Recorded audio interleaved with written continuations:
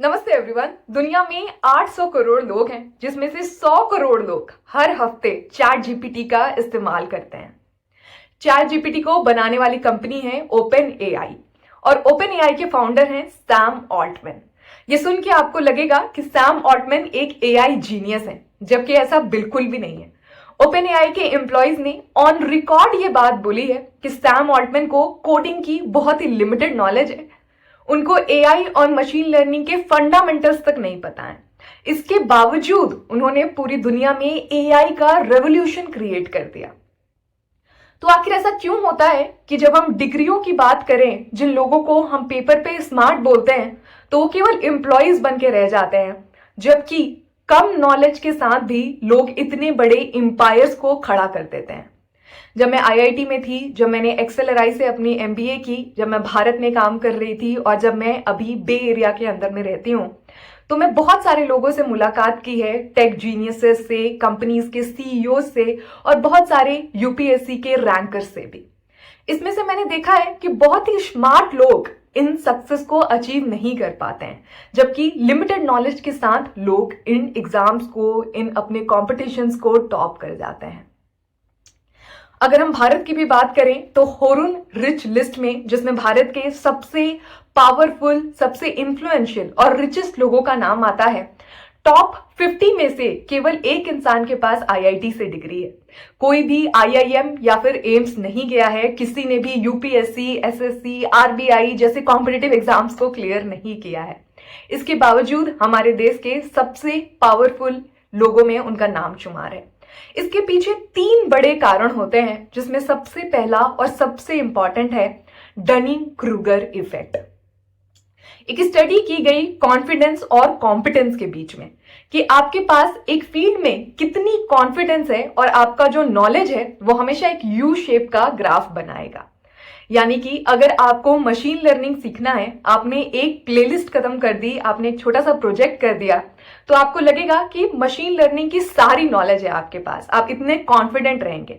जैसे जैसे आप और नॉलेज गेन करते रहेंगे, आपका कॉन्फिडेंस घटेगा, क्योंकि आपको लगेगा कि आपके पास बहुत कुछ है सीखने को, दुनिया आपसे बहुत आगे है।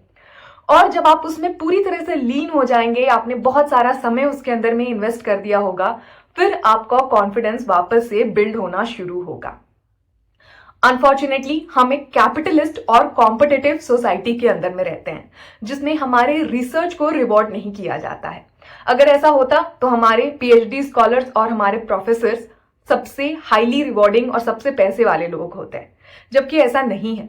अगर हम 2 एस्पिरेंट्स की बात करें, अगर पहले बच्चे ने हर एक सब्जेक्ट को पढ़ा, उसमें कॉन्फिडेंस को गेन किया और एग्जाम को क्लियर कर लिया, जबकि दूसरे बच्चे ने एक सब्जेक्ट के अंदर में महारत हासिल कर ली, लेकिन उसके पास समय ही नहीं रहा बाकी सब्जेक्ट को कवर करने का, हमारी सोसाइटी हमेशा पहले वाले बच्चे को रिवॉर्ड करेगी।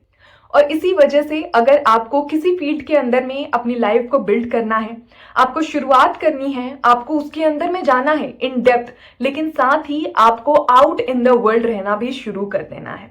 आपने नॉलेज गेन की, आपके पास थोड़ा कॉन्फिडेंस आया, आप उसके ऊपर में बिल्ड करें, आप साथ साथ अपनी पढ़ाई करते रहें, लेकिन आपको वेट नहीं करना है कि एक बार जब पूरी नॉलेज हो जाएगी तब जाके मैं शुरुआत करूंगी, क्योंकि इसमें फिर बहुत लेट हो जाएगा। और यहीं से हम दूसरे पॉइंट के ऊपर में आते हैं, जो कि है एनालिसिस पैरालिसिस। अगर आप किसी डिसीजन को बहुत ज्यादा सोच देते हैं, तो आपको उसके अंदर में बस कमियां ही कमियां दिखाई देंगी। इसको ही एनालिसिस से पैरालिसिस बोला जाता है, यानी कि आप ओवर थिंकिंग के लूप के अंदर में फंस जाएंगे और उससे बाहर आना आपके लिए मुश्किल हो जाएगा। अगर आपको किसी एग्जाम को क्लियर करना है, कोई बिजनेस बिल्ड करना है, आपने एक डिसीजन ले लिया, फिर आपको मेहनत करना है अपने डिसीजन को सही साबित करने के लिए। आपको बार बार उस लूप के अंदर में नहीं फंसते रहना है। हर डिसीजन के अंदर में हमेशा कुछ अच्छाइयां होंगी, कुछ प्रोज होंगे और हमेशा कुछ कॉन्स होंगे। आपको बस इतना कॉन्फिडेंट रहना है कि आपके प्रोज इतने अच्छे हैं कि आप पूरी लाइफ लॉन्ग उसके अंदर में अपना बिल्ड कर सकते हैं। बस इतना ही आपको सोचना है। एक किसी भी प्रोग्रेस के अंदर में एक 30% पोर्शन होता है आपकी थिंकिंग का, आपके एनालिसिस का, और 70% पोर्शन होता है आपके काम का, आपके एक्शन का। पूरा वर्ल्ड एक्शन ओरिएंटेटेड है और आपको भी एक्शन के ऊपर में फोकस करना है, केवल थ्योरी गेन करने के ऊपर में नहीं। और यहीं से हमारा तीसरा पॉइंट इंपॉर्टेंट होता है, जो कि है पेडेस्टल।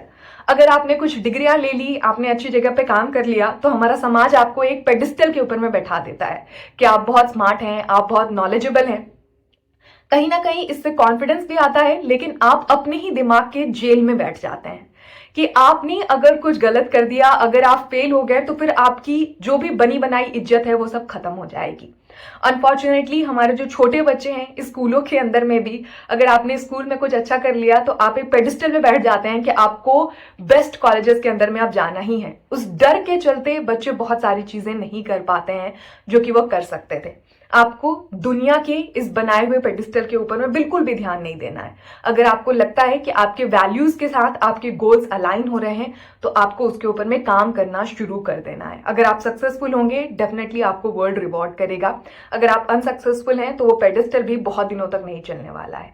तो इसीलिए अपने एक्शन के ऊपर में फोकस करें, और आपकी स्मार्टनेस आपके काम से आने वाली है, आपकी डिग्रियों से नहीं। That's pretty much about it. Hope it was helpful. All the best.